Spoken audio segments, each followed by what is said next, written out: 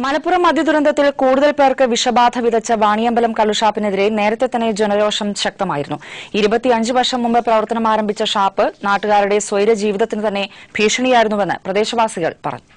വണ്ടൂർ പഞ്ചായത്തിലെ 11ാം വാർഡായ വാണിയമ്പലത്ത് റെയിൽവേ ലൈനോട് ചേർന്നാണ് ഷാപ്പ് പ്രവർത്തിച്ചിരുന്നത്. 200ഓളം വീടുകളുള്ള ഈ പ്രദേശത്ത് മദ്യപന്മാരുടെ ശല്യം ശക്തമായിരുന്നുവെന്ന് നാട്ടുകാർ പറഞ്ഞു.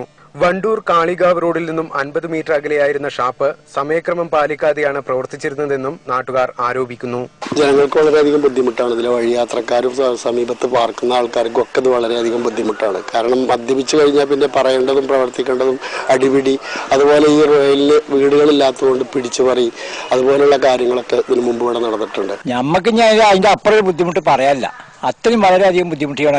24 മണിക്കൂറും ബുദ്ധിമുട്ടിനെ ഷാപ്പിന്. ഇവിടെ ഈ ഷാപ്പിൽ വരുന്ന ആൾക്കാരെ ഞങ്ങൾ എതിർക്കുകയാണ്. നിങ്ങൾ എന്താ ഷാപ്പ് അടയ്ക്കാൻ വന്നാണ്ട് ഞങ്ങളെ കൂടെ വന്ന ഒരാൾ തല്ലലും ഇതൊക്കെ ഉണ്ടായിരുന്നു. മദ്യപന്മാരുടെ ശല്യം അസഹ്യമായപ്പോൾ നേരത്തെ നിരവധി തവണ നാട്ടുകാർ ഷാപ്പിനെതിരെ പ്രതിഷേധമുയർത്തിയിരുന്നു. എങ്കിലും വീര്യം കൂടിയ കള്ള് മദ്യപന്മാരെ വാണിയമ്പലത്തേക്ക് ആകർഷിച്ചപ്പോൾ പ്രതിഷേധത്തെ മറികടക്കാൻ നടത്തിപ്പുകാർക്ക് സാധിച്ചു. ഇന്നലെ വരെ ഇവിടെ പ്രവർത്തിച്ചിരുന്ന വാണിയമ്പലം കള്ള് ഷാപ്പിനെ തകർത്തത് നാട്ടുകാരുടെ പ്രതിഷേധമാണ്.